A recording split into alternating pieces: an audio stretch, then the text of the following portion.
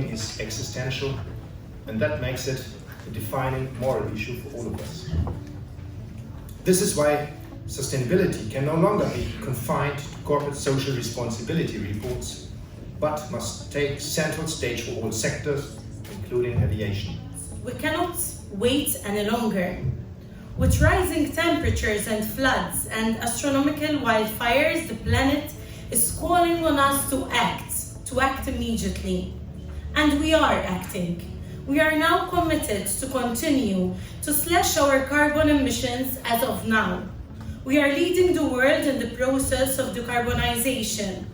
We are serious about our aim to be climate neutral by 2050. Carbon management is now really mainstream for airports in Europe. And indeed, we can be very proud that Europe's airports are global leaders in terms of carbon management. As part of that strategy, of course, we committed to become net zero for the emissions under our control by 2050, so that we can become aligned with the Paris Agreement and with the EU climate action policy.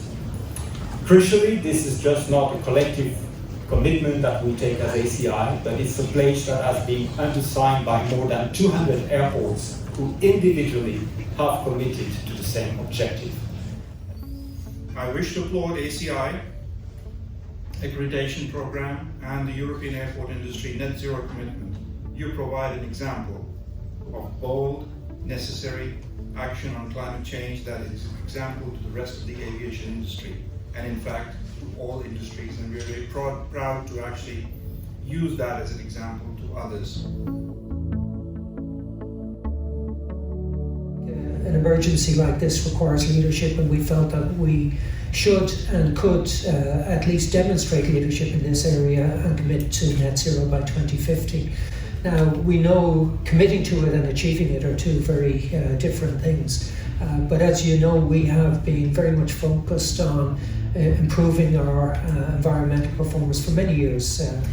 I think we have reasons to be optimistic, and I very much like the quote saying that at the very beginning of aviation we thought we could never ever cross the Pacific. So I really truly believe that we all have a common understanding of the problem. We also have a common way to get there. I'm probably going to re-emphasize messages both of you have already passed. So we know where we are going to go, and I'm sure we will succeed in doing so. This has to be about tying into big systemic change that's taking place within the aviation industry, but more broadly in society as a whole. So I want this to go from local to national. I want the local story to do with the construction materials, the efficiency of the airports, the land use, the water management, the biodiversity.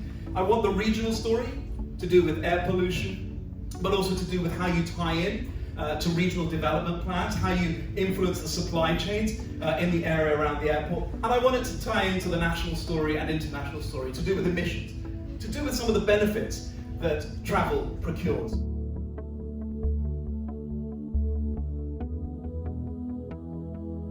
Let's not forget that a very significant part of the CO2 emissions on a global scale come from old buildings that are not well insulated.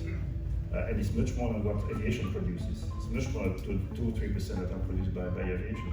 So we make sure that any new building that we build, is sustainable, is carbon neutral, and we have some examples in the recent years of achieving this. It's a sector I've been struck by the fact that people share widely, and I know that if I called Arno tomorrow and said, hey, you're ahead of us on this journey, could we come over, you would say yes, and I would say that I would imagine all the airport operators here would do that.